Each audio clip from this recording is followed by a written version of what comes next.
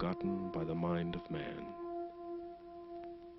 Dawn remembers again the magic circle, Stonehenge.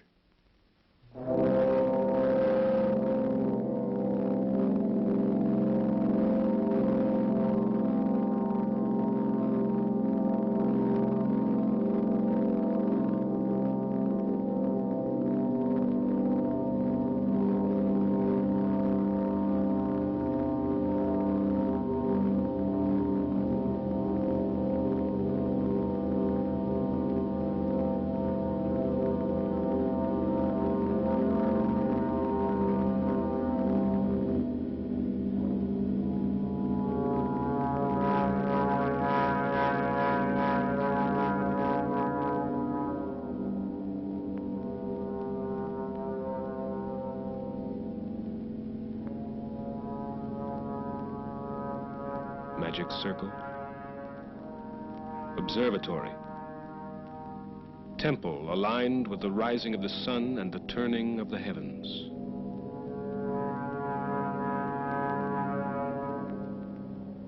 Stones from afar, brought by man to this place where no stones were before, more than 3,000 years ago.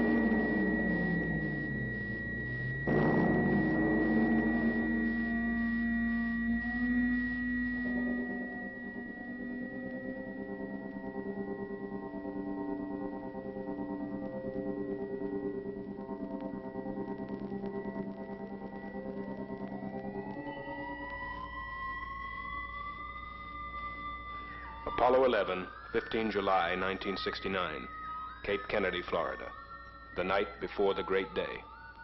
We're going to the moon together.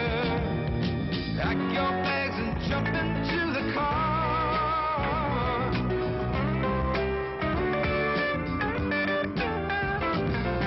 Gonna take a trip to tell you where you are.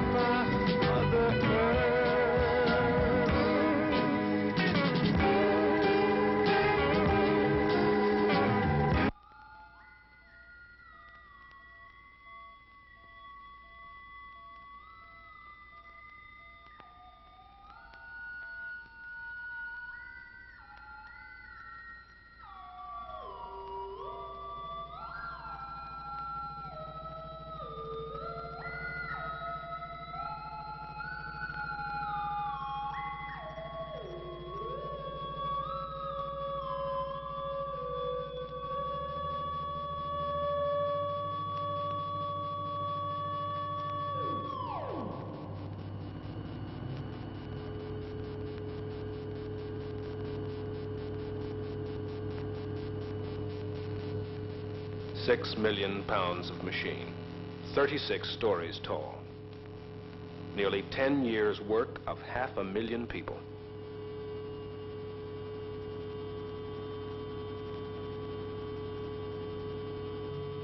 Through the night, it was checklisted, double-checked, electronically monitored, computerized, televised, dehumanized of human error.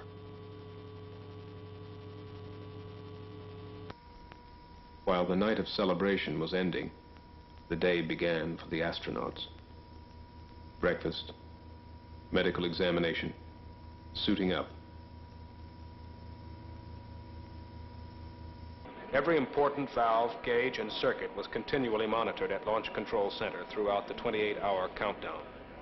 Countdown still going well. T-minus 55 minutes, 10 seconds and counting. This is Kennedy.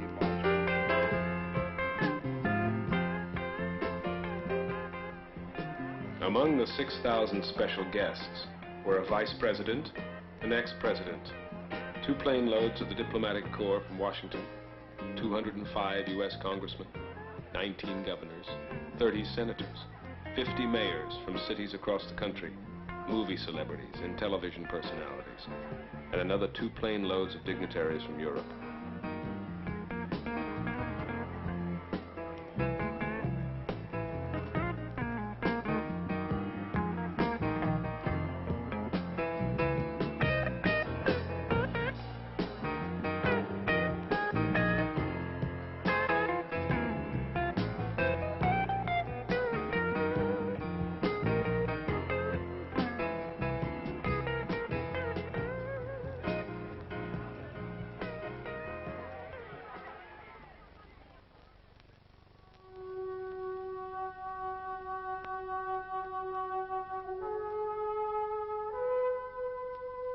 Around the world, another morning.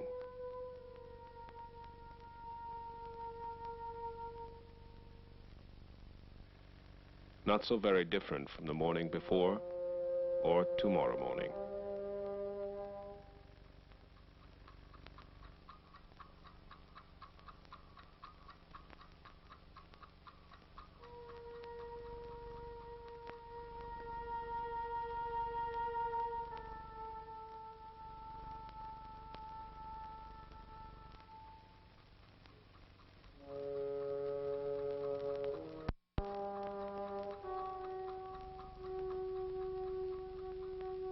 This day on which man will leave Earth to walk on the moon, 3 billion people went about their daily lives.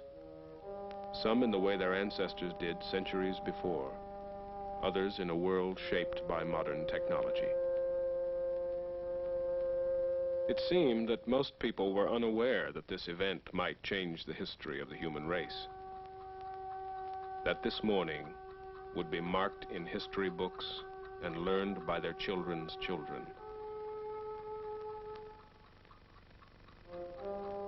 In what age of man will the meaning of this morning be understood?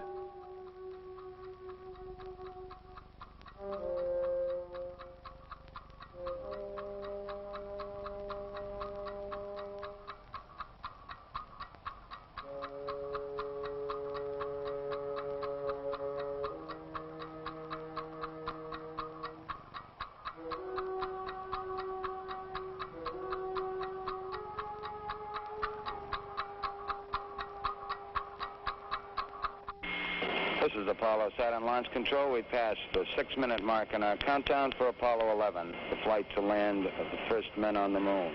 We're on time at the present time for our planned liftoff of 32 minutes past the hour. Coming up shortly, that swing arm up at the spacecraft level will come back to its fully retracted position. This should occur at the 5-minute mark in the count. The swing arm now coming back as our countdown continues. Skip Chauvin informing the astronauts that the swing arm now coming back. 4 minutes and counting. We are go for Apollo 11. We'll be coming up in the automatic sequence about 10 or 15 seconds from this time. The vehicle starting to pressurize as far as the propellant tanks are concerned, and all is still go as we monitor our status for it. Firing command coming in now. We're on an automatic sequence as the master computer supervises hundreds of events occurring over these last few minutes. 2 minutes, 10 seconds and counting. Oxidizer tanks in the second and third stages now have pressurized. T-minus 1 minute, 35 seconds. The third stage completely pressurized. T-minus 60 seconds and counting. We passed T-minus 60. 55 seconds and counting. Neil Armstrong reported back when he received the good wishes. Thank you very much. We know it will be a good flight. Good luck and Godspeed. 40 seconds away from the Apollo 11 liftoff. All the second stage tanks now pressurized. 35 seconds and counting. We are still go with Apollo 11. 30 seconds and counting. 12, 11, 10, 9. Ignition sequence start. 6.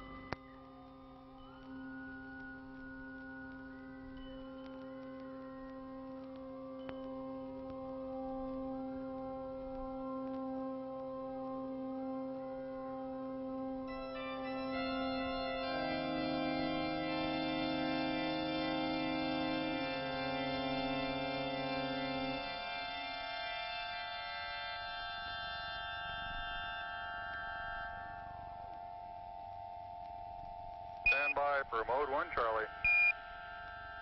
Mark, mode 1 Charlie. 1 Charlie.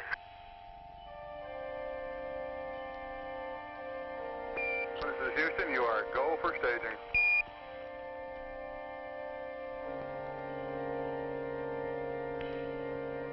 Board cutoff. I'm in board cutoff.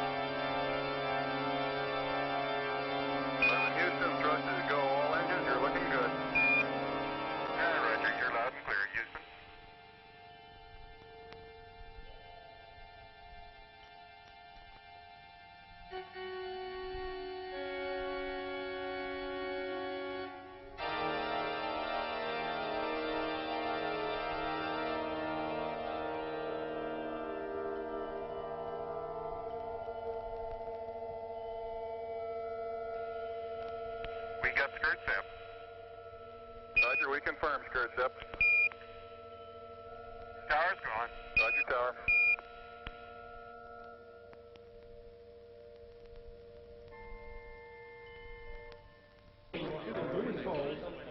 When Apollo was safely underway, control of the mission was switched to Houston. The months of tightly focused work at the Cape were over. It could honestly be said that this was the culmination of the dreams and fantasies of men and women over 25 centuries of recorded time. Jay, Byrne, James Webb, Tom Paine,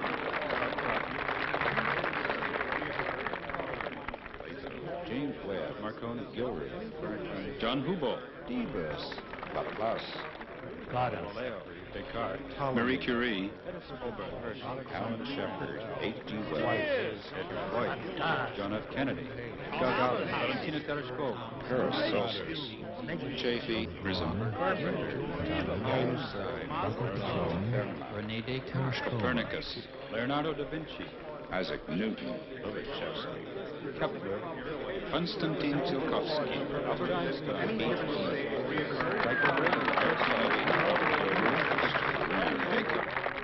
And Robert Goddard, the American rocket pioneer.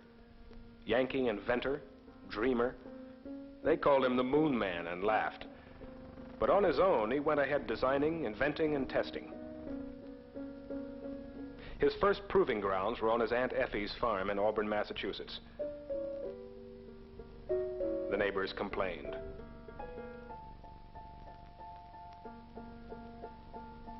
With a grant from Daniel Guggenheim, he moved to New Mexico with his wife Esther, who was also his camera woman.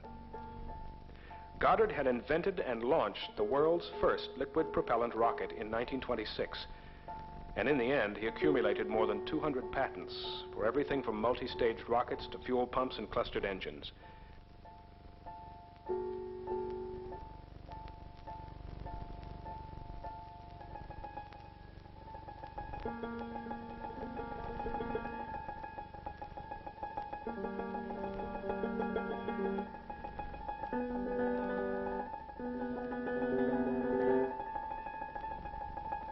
By the year 1930, his rockets achieved a speed of 500 miles per hour and an altitude of 2,000 feet.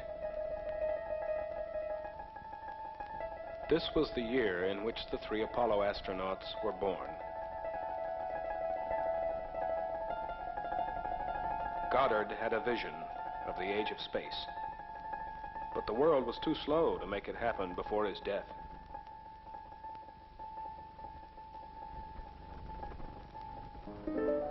Thank you, Robert Goddard, for your inventiveness and perseverance. For most people, a trip to the planets was easy. All you needed was a 10-cent movie ticket and a nickel bag of popcorn.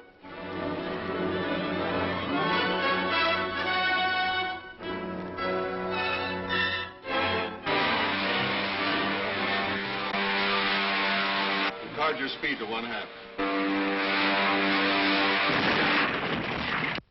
What was that? I don't know. Two of Killer Kane's ships coming up fast behind us.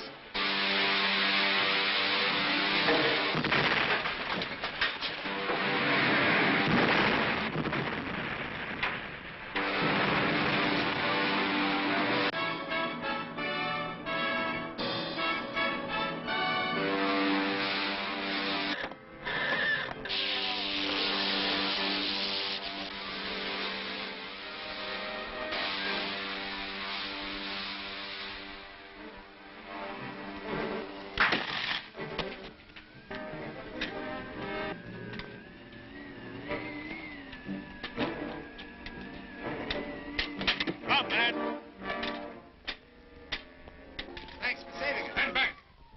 You're a prisoner. Business? Silence. You're to be taken to... Uh-oh. Here they come. You better put in reverse, Doc. What's that?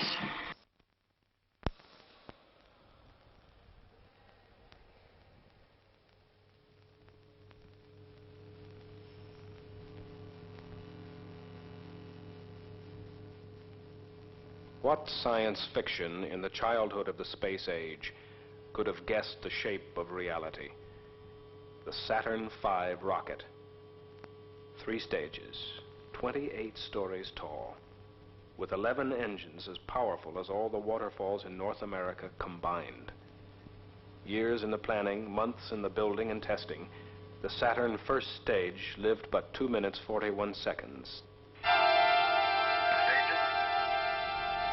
And ignition. 11 Houston, thrust is go. All engines, you're looking good. Hi, Roger. You're loud and clear. 2 minutes 41 seconds, time to throw Apollo 40 miles up into the sky, and then an empty shell to fall back into the sea.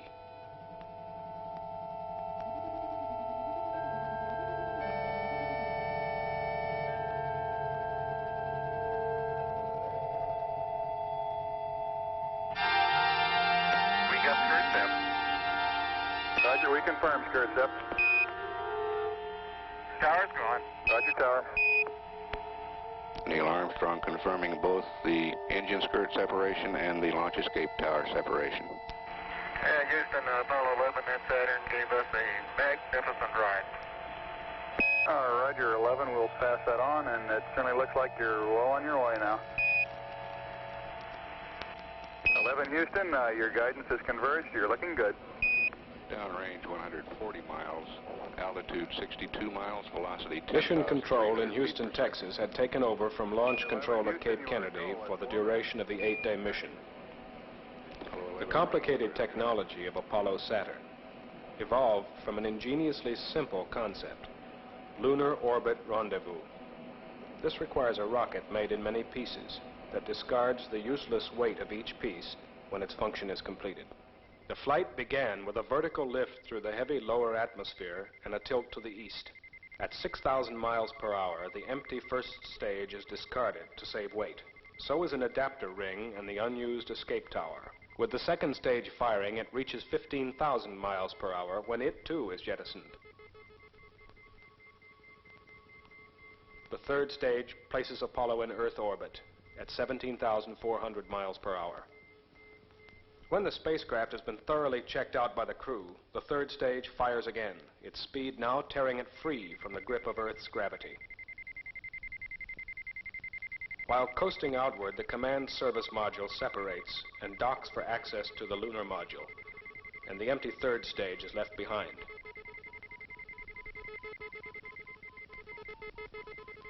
Apollo loses speed throughout 9/10 of its journey until the moon's gravity overcomes the pull of Earth. Apollo fires in reverse direction, slowing down enough to be captured in orbit about the moon. Armstrong and Aldrin enter the lunar module Eagle, which separates, leaving Collins and the command service module in lunar orbit. Eagle slows still more and brakes to a touchdown on the lunar surface.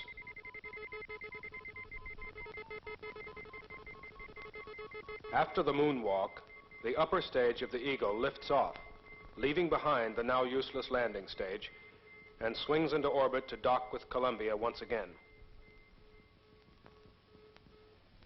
When the crew and moon samples are transferred to the command service module, the lunar module is discarded. The command service module fires itself out of lunar orbit and falls back to Earth. Check over.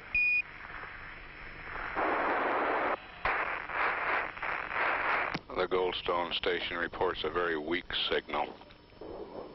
We believe that Mike Collins is now maneuvering the spacecraft in the transposition and docking maneuver, and the antenna patterns aren't too good at the moment. So we have a weak signal strength. The command service module separated and turned around to dock with Eagle, the lunar module. Apollo 11, this is Houston. How do you read?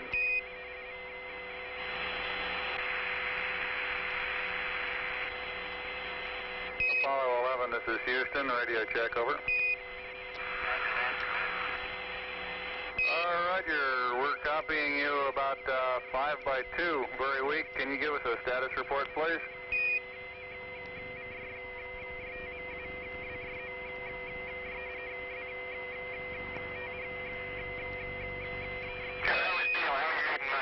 Oh, loud and clear now, Mike, and we understand that you are docked. That's affirmative.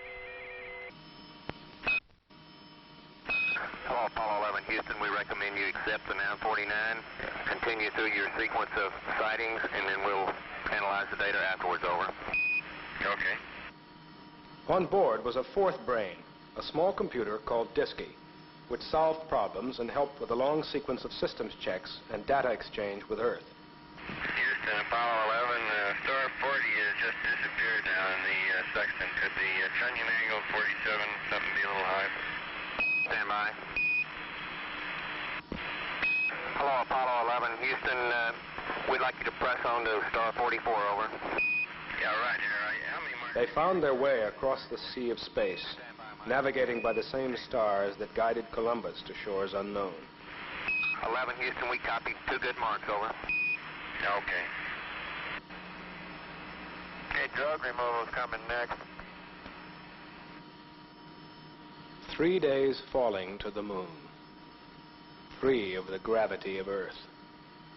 No up or down, no day or night. A sense of stillness while traveling at the speed of a meteor. About how long it'll be before you start closing the limb back up, over. An invisible speck in the night, somewhere between here and there, constantly monitored from Earth. Within this tiny spacecraft, a temporary Earth environment, warmth, air, food, water, everything necessary to sustain life. Beyond these fragile walls, nothingness, absolute cold, an end to life.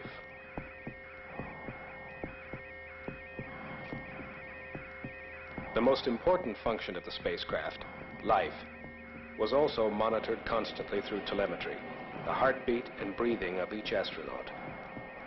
Although each breath was 30,000 feet farther from Earth than the breath before it. Should one heart flutter, it would at once be a matter of concern to millions worlds away. Unlike any other place man had traveled before, space could provide him with nothing. It is a vacuum, devoid of every element needed for life. To send man into this nothingness, to protect him, it was first necessary to define him. What is the human machine? How does it function? What is the nature of its nervous system? Its respiration? Its circulation?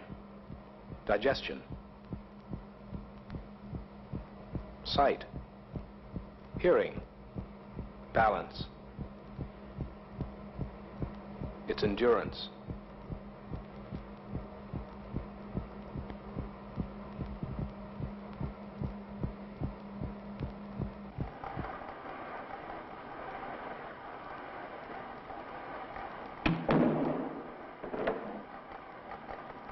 What gases to breathe should he take with him from Earth? What atmospheric pressure suits him best? Is it possible to give him a more efficient atmosphere for space travel than nature provides on Earth?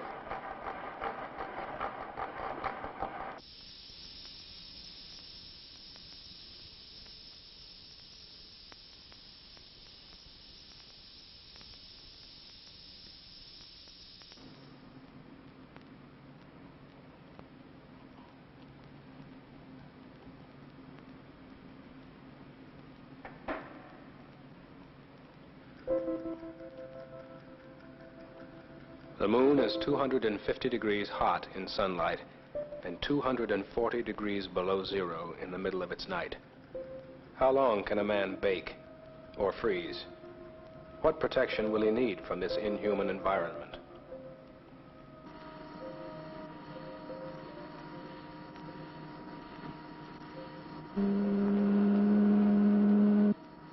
What strains will the heart take when the pressure of gravity is removed from the limbs?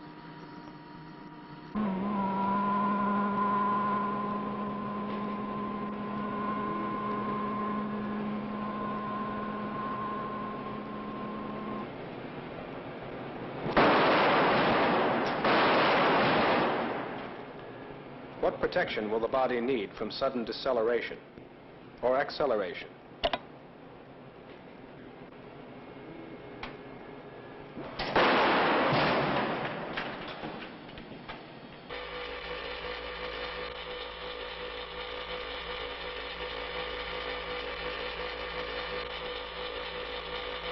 Man's sense of direction, speed, and balance are easily fooled. Can his mind be trained to ignore false signals from his senses?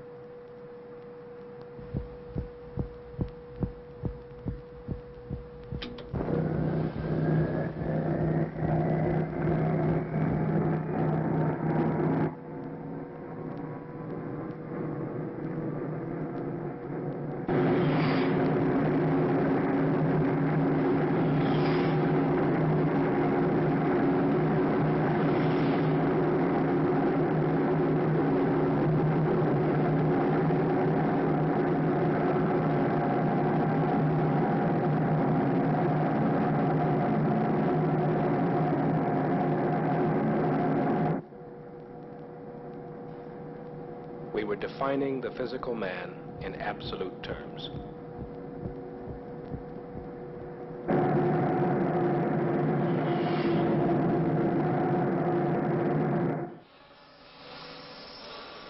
Once we knew man's limitations, we could build him an artificial environment for space travel. Columbia, the command module, was a supreme achievement of the technology of its age. It was a mini-planet, complete with its own environmental control system, telecommunications, electrical power, guidance, navigation, stabilization, propulsion, reaction control. It provided hot and cold water and removed carbon dioxide from the air. 3 men could live here for more than a week, eat, work, sleep, shave, exercise, and listen to music. It was micrometeor-proof, burn-proof, and seaworthy, and it could tilt itself in any direction. In short, it was the most intricate and sophisticated machine ever made by man. As for man, however, we're stuck with the original model. All we can do is add an outer layer of things he does not naturally have. Space medicine showed us where man is vulnerable, and we learned to compensate for most of the weaknesses with technology and careful workmanship.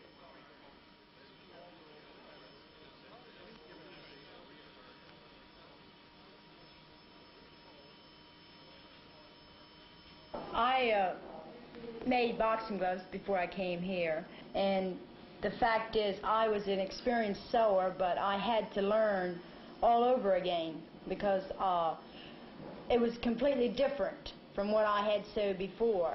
This was getting right down to a 64th of an inch, and where I had sewed before, you just sewed on a production line. And this here is quality more than quantity. Like, we always think our job is the hardest. Whatever we're doing, we got the hardest job. But when they say, well, go there and maybe do so-and-so, well, you'll find out that job is harder than yours. And a lot of times we're sewing or making things, and maybe the girl next to you, she's doing the same thing, but we never see the suit put together. One don't know where this part goes, or the other one don't know where the other part goes. Like the gloves. If they would give you a glove to sew, you wouldn't know where to start. Well, when they're up there in space, you know what parts you've worked on, and you just say, well, I hope that part don't fail because I'd feel it was my fault if it did. My sentiments is what Hazel said. Well, I was just wondering if my pair of gloves was what he had on. Right, if you make a mistake, if you don't admit it, you have to think about the astronaut, too. If you make like a needle hole in the bladder or something like that, well, if you don't admit that, that would be on your conscience all the time, seems to me. Because I remember Armstrong and all them used to come in, and they would look around and see what we were doing. And once in a while they'd talk to us and sign their we'd get them to sign their autograph. Some of them were real comical. We got a kick out of them. We all wanted to talk to them, I guess. I remember when I'm going down the aisle, everybody looked at him, afraid to talk. I said, hi, buddy. Oh, I'd love to go into space. I think it would be really thrilling just to get in there and just blast off. I'd love to go to space and just live there. Every day you get up, you come to work, you go home, you clean house. If we go out there, there's no house, no kids, no problems. I like to ride in an airplane, and I think I'd like to go into space. And I'd like to wear our own suit that we make. I think I could depend on it.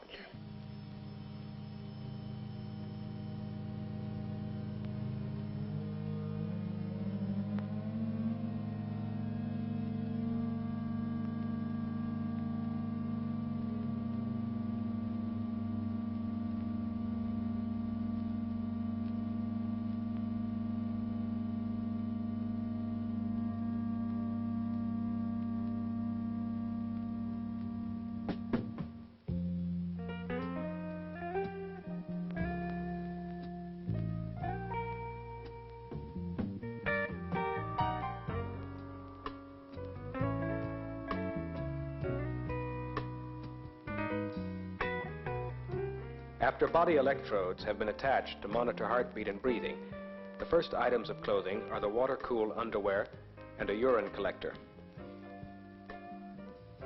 A spacesuit is basically a sealed bag of atmosphere, a stiffened balloon, pumped up to counteract the vacuum of space.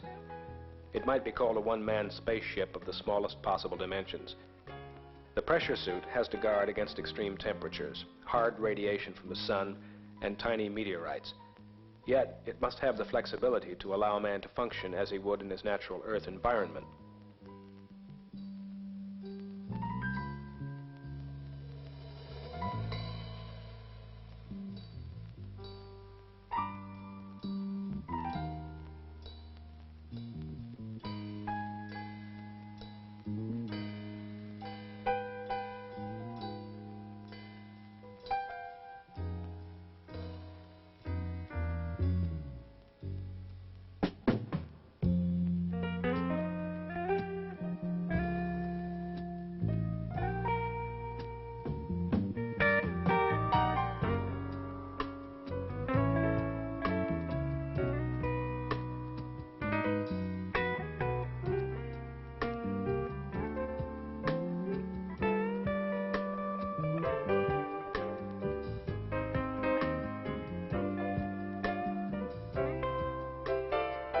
The backpack cleans and cools the suit's oxygen.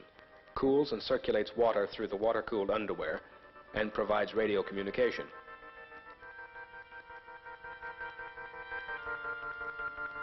Over the pressure helmet is a clear visor, then a gold-coated visor to protect against micrometeors and solar radiation. The final test was, how would the suit work in the silent, weightless world of space?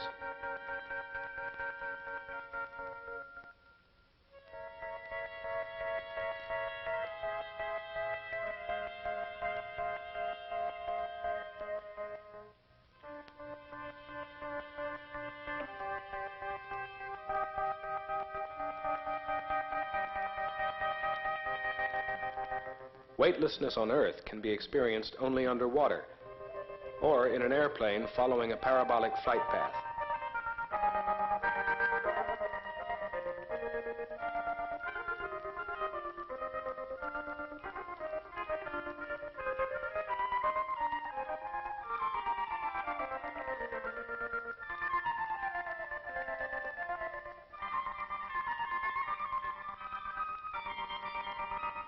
The only true test was in space itself.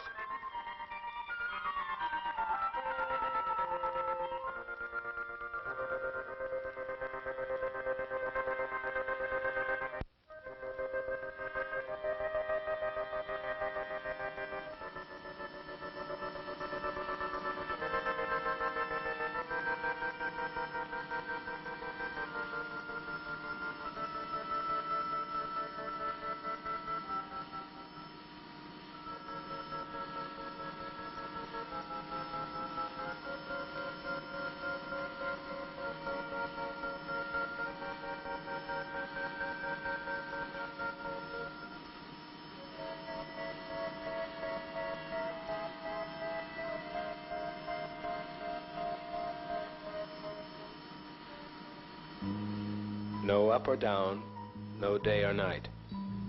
Only the slow creeping of the harsh sunlight through the windows as the spacecraft rotates to keep from getting too hot on one side, too cold on the other.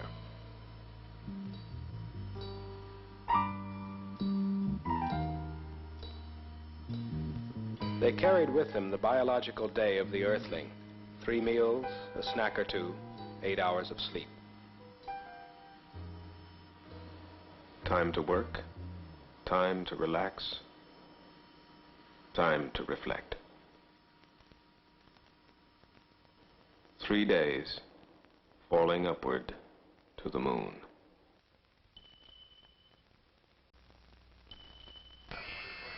Noun 44 is NA. Delta VT 00197. 003 00152.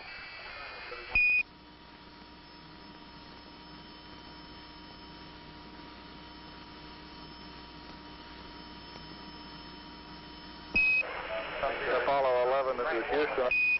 I've got the morning news here if you're interested, over. Yeah, we sure are. We're ready to copy and comment. Okay, first off, looks like it's going to be impossible to get away from the fact that you guys are dominating all the news back here in Earth. Even Pravda in Russia is headlining the mission and calls Neil the czar of the ship. I think maybe they got the wrong mission.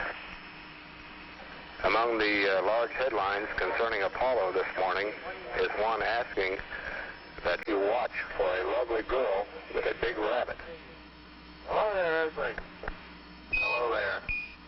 An ancient legend says a beautiful Chinese girl called Chang'o has been living back to the moon because she stole her. We'll keep a close eye for the bunny girl. And in Corby, England, an Irishman, John Coyle, has won the world porridge eating championship by consuming 23 bowls of instant oatmeal in a 10-minute time limit from a field of 35 other competitors. Over. I'd like to enter Aldrin in the oatmeal eating contest next time. He's on his 19th bowl. Roger. Back here in Houston, Mayor Louis Welch promises a lifting of lawn watering restrictions if the rains continue. And the big news around Houston today concerns the Astros. In the sports world, the Houston Astros rallied in the ninth inning at Cincinnati to dump the Reds 7-4. your three wives and children got together for lunch yesterday at Buzz's house. According to Pat, it turned out to be a gift fest. President Nixon is planning to use his executive power to streamline the Interstate Commerce Commission. It was reported Nixon would trim... He was later in the week enthusiastically welcomed at the Jackie Gleason golf match in Miami, Florida, where local residents celebrate. As air pollution reached critical levels, the Senate unanimously backed a National Environmental Policy Act to make the safeguarding of the physical environment... Astronauts are not the only explorers in the news. San Diego awaits the arrival of Mrs. Sharon Adams on her solo crossing of the Pacific. Seen here leaving Yokohama, California couple said they plan to marry at the precise moment Armstrong sets foot on the lunar... In Vietnam, things are relatively quiet, with only a few firefights. 814 men of the 3rd Battalion, 60th GIs north of Saigon were evacuating villagers. In the Mekong Delta, a South Vietnamese force was reported. Where Viet Cong's American lead was firing its nose yesterday by Vietnam.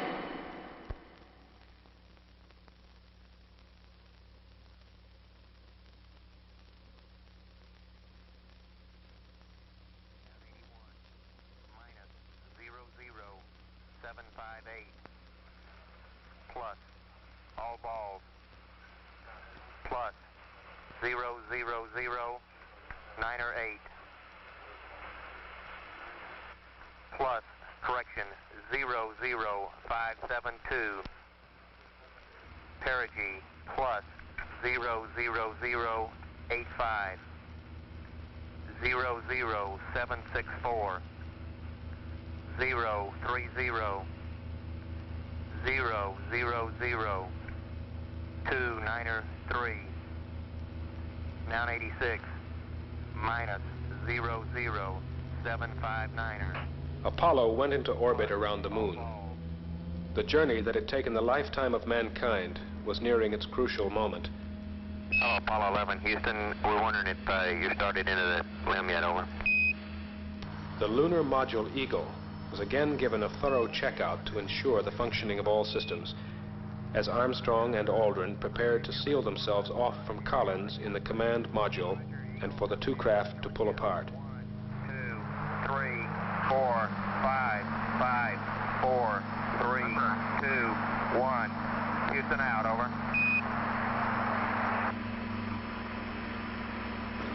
Okay, it's go there, Capcom on the hot fire. Okay, all flight controllers going around the horn, gonna go for undocking.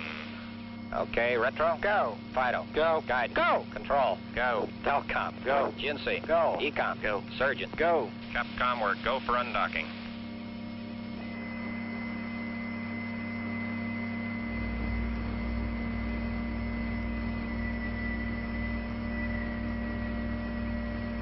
Hello, Eagle, Houston, we're standing by, over.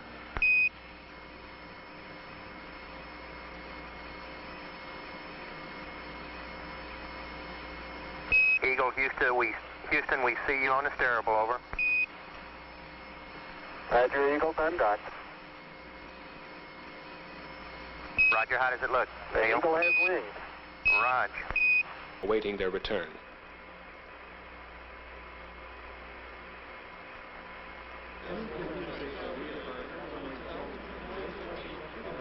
Okay, all flight controllers, gonna go for landing. Retro, go. Fido, go. Guidance, go. Control, go. Telcom, go. GNC, go. Ecom, go. Surgeon, go. Capcom, we're go for landing. Altitude 4200. Houston, you're go for landing, over.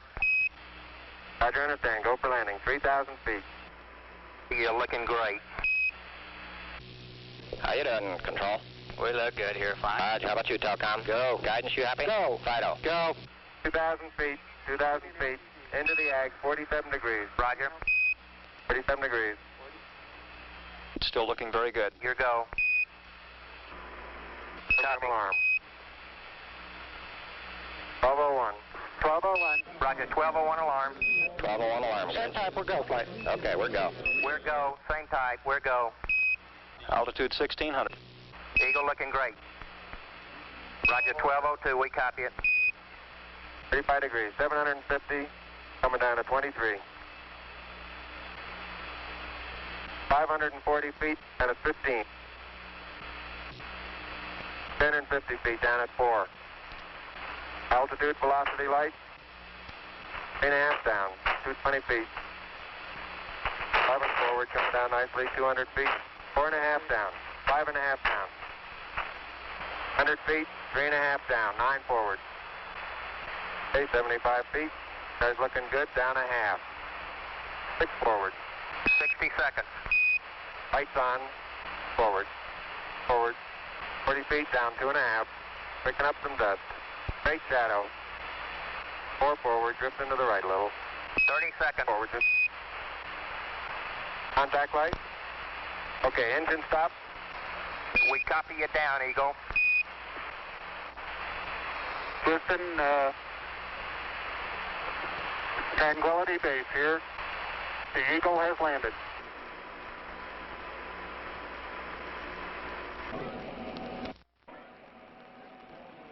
This is Apollo Control Houston at 105 hours. 今、世界は人類がその歴史上初めて月面に一歩を踏む瞬間を待っているのであります。街の通りにはかなり多くの人が見られますが、大多数の人はもちろんテレビを見られるホテルのロビーとか休憩室に集まっています。私たちは待っているところで。Que l'homme pour la première fois prenne pied sur la Lune. Les rues sont loin d'être vides, naturellement, mais naturellement aussi, c'est surtout dans les halls d'hôtels, les bars et les appartements que les gens se groupent, c'est-à-dire partout où ils peuvent trouver un récepteur de télévision. Et nous attendons tous. Lagebericht, während die Welt darauf wartet, dass ein Mensch zum ersten Mal den Mond betritt. And the world waited. July 20th, 1969. It is said that 500 million people gathered at TV sets around the world to wait for the first Earthling to set foot on the moon. Countless millions more listened on the radio to the voices from the moon. This is Neil, radio check.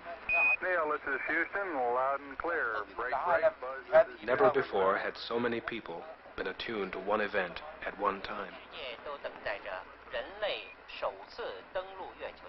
The world waited, curious, wondering, aware, like a sleeper wakened in the night by a faraway sound.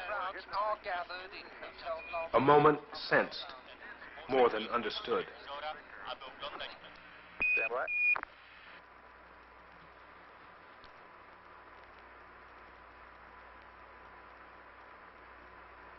Okay, Neil, we can see you coming down the ladder now. Neil, we can see you coming.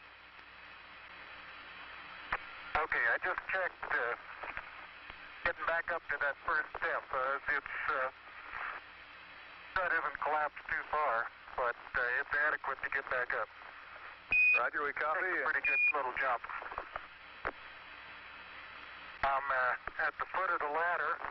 The LEM footbeds are only depressed in the surface about 1 or 2 inches, although the surface appears to be very, very fine-grained as you get close to it. It's almost like a powder. Ground mass is very fine. I'm going to step off the LEM. That's one small step for man,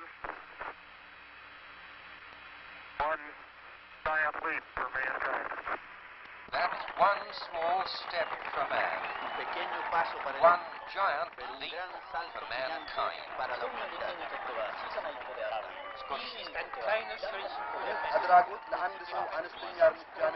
Et c'est un bond en avant gigantesque pour l'humanité.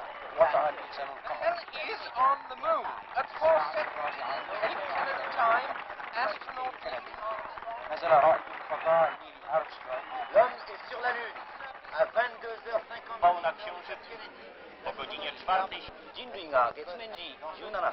Buzz Aldrin rejoindra Armstrong et nous prendrons des photos recueilleront des échantillons. Oh, that looks beautiful from here, Neil. It has a stark beauty all its own. It's like much of the high desert of the United States. It's different, but it's very pretty out here. Are you getting a TV picture now, Houston? Neil, yes, we are getting a TV picture. You're in our field of view now. Okay, ready for me to come out? All set. Okay, I'm on the top step. It's a very simple matter to hop down from one step to the next. You've got 3 more steps and then a long one. Okay, I'm going to leave that 1 foot up there and both hands down to about the 4th rung up. There you go. Okay, now I think I'll do the same. A little more. About another inch. There, you got it? That's a good step. Beautiful view. Isn't that something? Magnificent sight out here. Magnificent desolation. There is very, very fine powder, isn't it? Isn't it fine? Hey, Neil, didn't I say we might see some purple rocks? Find the purple rocks? Yep. Very small, sparkly fragments. Okay, Houston, I'm going to change lenses on you. Roger, Neil.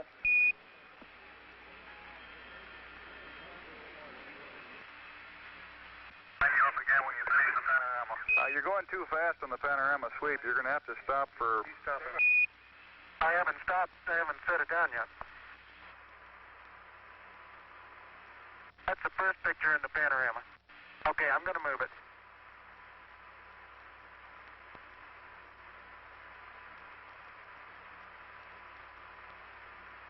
Tell me if you got a picture, Houston. Well, we've got a beautiful picture, Neil. Okay, we got that one.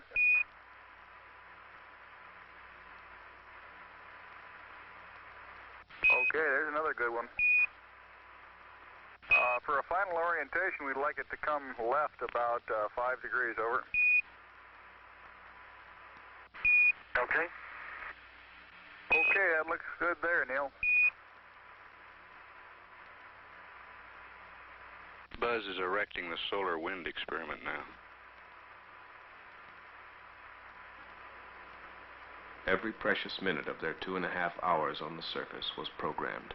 Rock and soil samples were to be collected, photographs taken, experiments set up to catch unfiltered particles from the sun, to record moonquakes, to measure precisely by laser beam reflection the exact distance between moon and earth. Columbia, this is Houston, AOS, over. Houston, Columbia on the high gate, over. Roger, the EVA is progressing beautifully. They're setting up the flag now. I guess you're about the only person around that doesn't have TV coverage of the scene. That's all right, I don't mind a bit. They've got the flag up now, and you can see the stars and stripes on the lunar surface. Up now, and you can see the stars and stripes on the lunar surface. I'd like to evaluate the various paces that a person can traveling on the lunar surface. You do have to be. All right, you do have to be rather careful to keep track of where your center of mass is. Sometimes it takes about 2 or 3 paces to make sure that you've got your feet underneath you.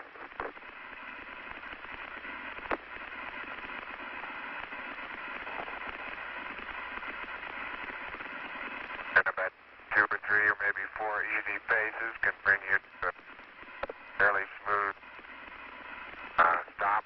Like a football player, you just have to put out to the side and cut a little bit. So-called kangaroo hop does work, but it seems though your forward stability is not quite as good. Would get rather tiring after several hundred feet. But this may be a function of the suit as well as lack of gravity force here.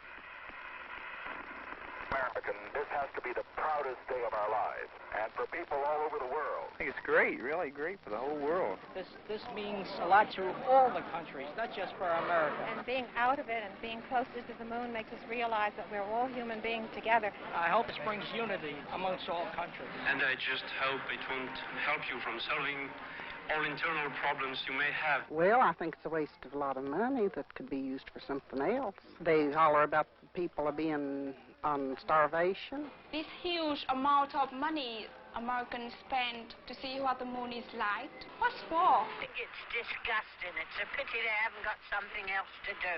Be better if they'd done something for the old uns. What if Columbus had decided he couldn't get the money from Isabella? Where would That's we be? one of God's celestial planets, and he put it in the sky for a purpose, and he didn't put it up there for people to clutter up like they have the Earth. Myself, I'm really interested to see what's up there. And we must open all secrets that are opening to us throughout the ages. I think that the dream of the man from the beginning of the human race is coming now.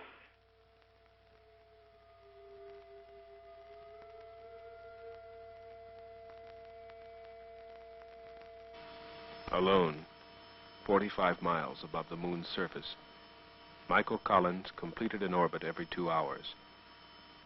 He listened to the progress of the moonwalk and awaited the moment when his companions on the surface would lift off to rendezvous with him.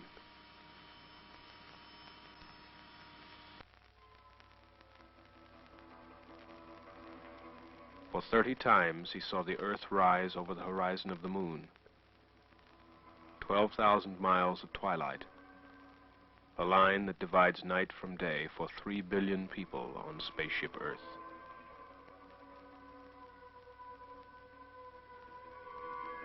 It is good to see the whole Earth, to see the Earth whole.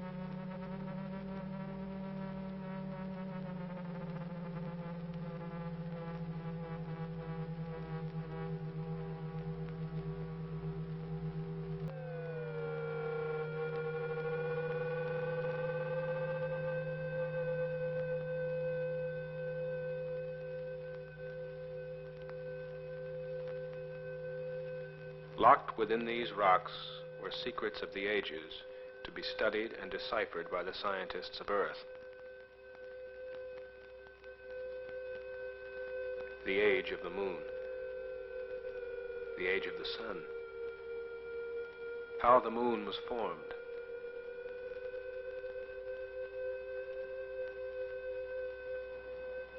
how life began.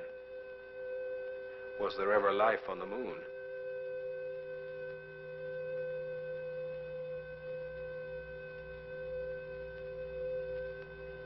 Was the moon once molten and volcanic, or has it always been cold and dead?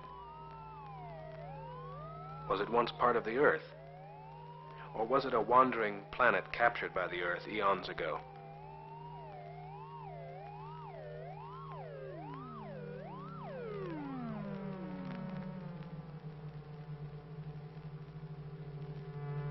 How hot was the sun 3 billion years ago?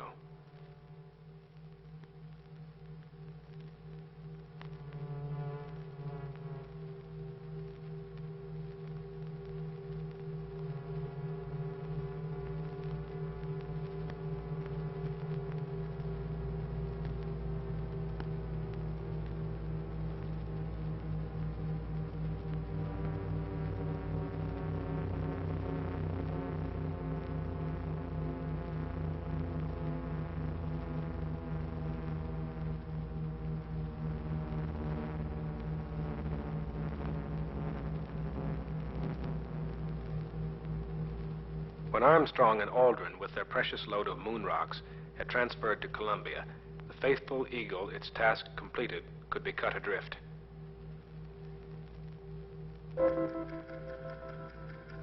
Columbia fired out of lunar orbit to begin its 3-day fall back to Earth where the recovery fleet was waiting for its splashdown in the Pacific. Look down. Look down. That fragile bubble of life afloat on a sea of nothing. Spaceship Earth.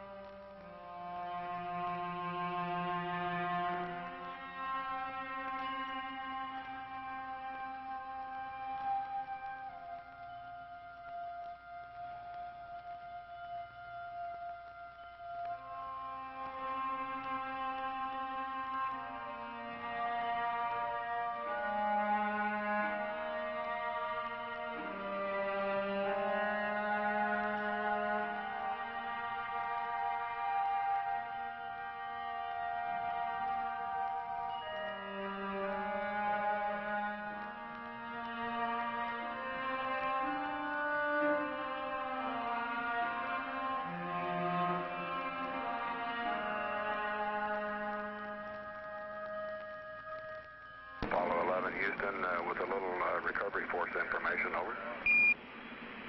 Go ahead. Roger, the Hornet is on station, just far enough off the target point to keep from getting hit. Recovery 1, the choppers... July 24th, the Hornet was on station, and the President of the United States was aboard. Re-entry into the Earth's invisible atmosphere carries with it one of the most critical moments. Traveling nearly 25,000 miles per hour, the command module can miss the angle of re-entry by only several degrees and disintegrate into flames or bounce off into space, never to return. Velocity 33,000 feet per second. 35,000 feet per second now. 36,000 feet per second. We're at entry time. There's blackout.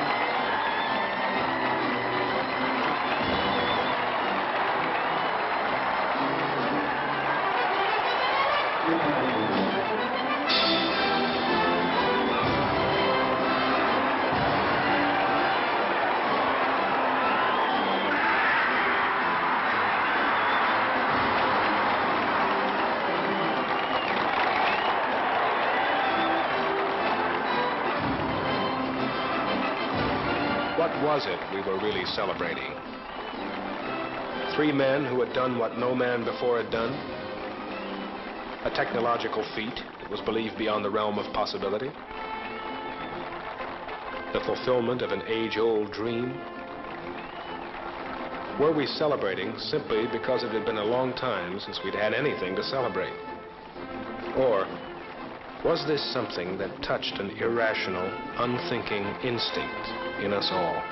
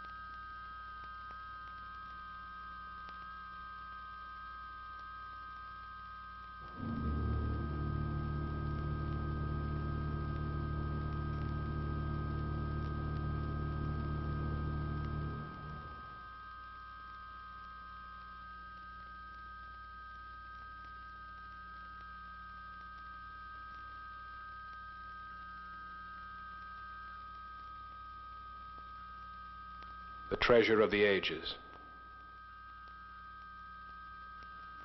Stones from across the night.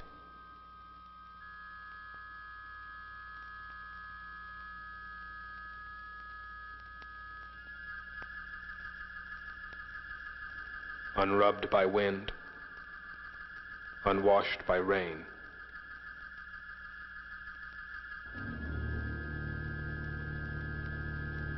Scattered on tranquility.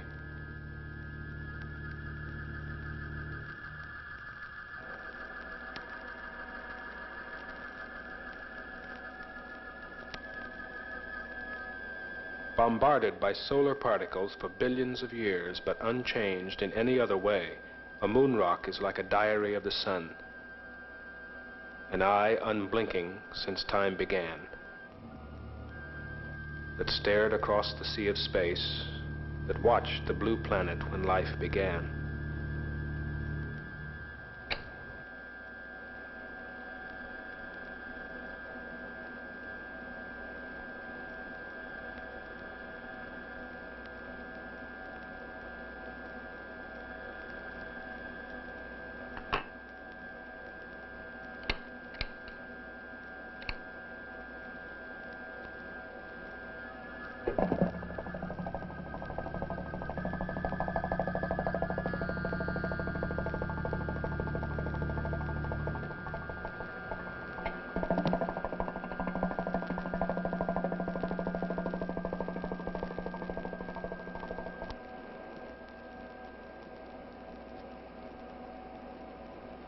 Remembered in these rocks are ancient sunspots, solar flares, solar storms whose fiery arms reached out 1,000,000 miles.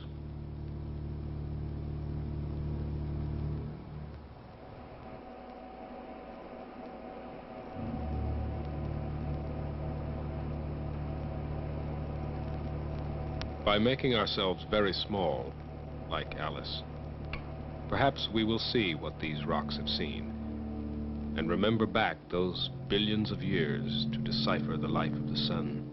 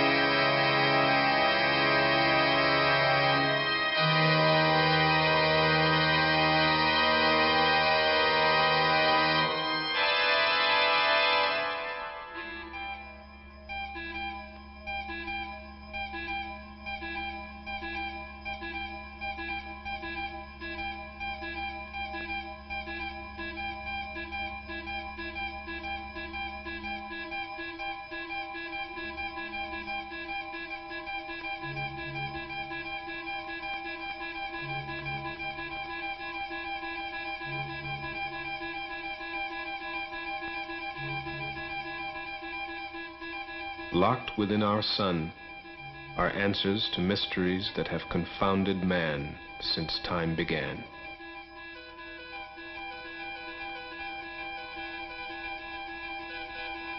We have reached out with our telescopes. We have reached in with our microscopes, seeking.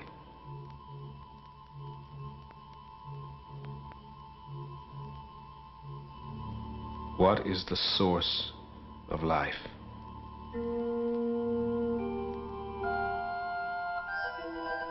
What combination of energies and elements brought it into existence?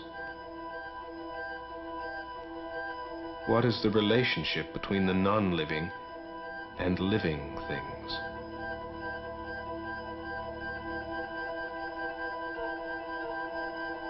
How delicate is the balance? Man slowly begins to realize how fragile is his bubble of life.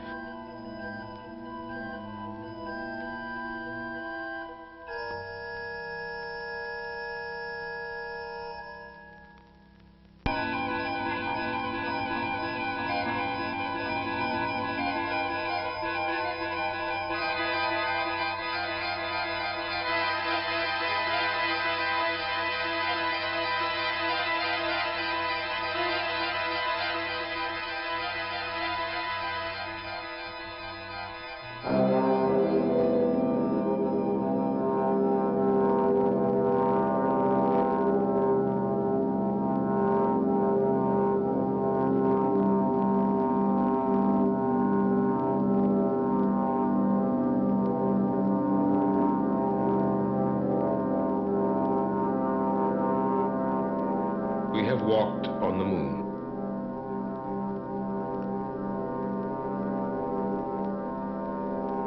We open our minds to the universe.